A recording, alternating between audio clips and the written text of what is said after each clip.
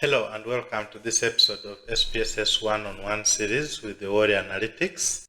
Today we are checking for confounding on our model that we are building. If this is the first video you've come across, it is a series of videos we are making on linear regression analysis in SPSS. I highly recommend that you check out our previous videos so that we are at the same page with you. In our last episode, we checked for interaction and we found that there was interaction between beginning salary and job time and previous experience, and then minority classification, but there was also interaction between minority classification and gender. Once we are done with checking for interaction, we move ahead to check for confounding. Remember, we are building our final model. We are on our way to the final model. These are things we have to do to ensure that our conclusions, our final model is valid and we can make conclusions based on it. So to check for confounding, still we are using our same data set, employee data set that comes pre-installed with SPSS.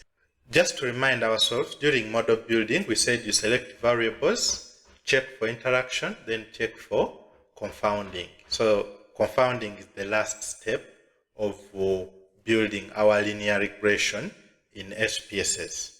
So for confounding, you need to calculate a percentage change in measure of association in presence of a confounding or a potentially confounding variable. In our previous episode, we saw that education level was non-significant and so has been dropped in the model. So when we are checking for confounding, we look at all the variables that have been dropped. Can we still bring them back into the model? It is another way of saying giving a last chance to a variable. Is this the only chance that this variable can make it to our model, or we drop it? It can only remain there if it is confounding the relationship between any of our variables. Otherwise, we leave it out for good. So, we saw that education level was dropped. And in our final model, we do not have education level. Therefore, when we are checking for confounding, we start with those ones that have been dropped, and the one that was dropped last is what we start with. Fortunately or unfortunately, here we have only one variable that has been dropped. So it is the one we are going to check for confounding. In confounding, there are two words that we are going to use. There is what we call a crude model, or a model without that variable that you want to check for confounding. In our case, our final model does not have education, and so that is the model we are going to call the crude model. Then when we bring in education back into the equation, we call that an adjusted model. Our current model, when I run it here, you can see that yes, we do not have education. That is the crude model. But when I bring in education, by the way, you can also use this button here, which recalls recently used the dialogues. So I can just click on it, linear regression, it takes me back to where I was. So here, I'm going to bring in education level into my model, and then I see how these coefficients are changing. Okay, these coefficients. So our crude model didn't have education. Now our adjusted model has education here. You can see that we have education. Previously we never had education here. So this is a crude model, this is adjusted.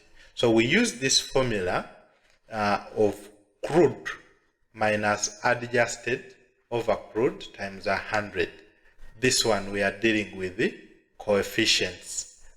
Okay, you can just have say an Excel to help you calculate this. I've put this formula into an Excel where I have got the crude estimates here. I put them here. The adjusted estimates, when I brought in education, I put them here.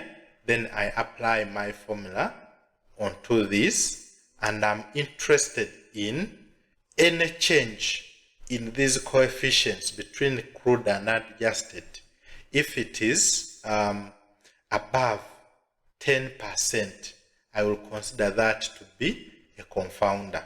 When I brought in education, you see that gender has increased by 11.5%.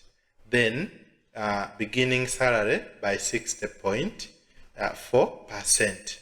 Here we are interested in magnitude, regardless of whether a positive or a negative. Any change, whether negative or positive, that is considered confounding. So in this case, we have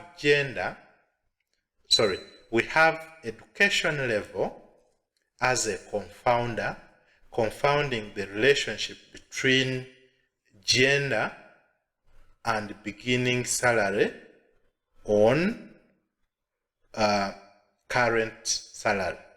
So it is confounding the relationship between these two and the outcome. So by all means, education level is going to stay in our model as a confounder. Another important thing to note is this kind of checking for confounding could apply or applies in our situation where we've assumed that we do not have a main exposure.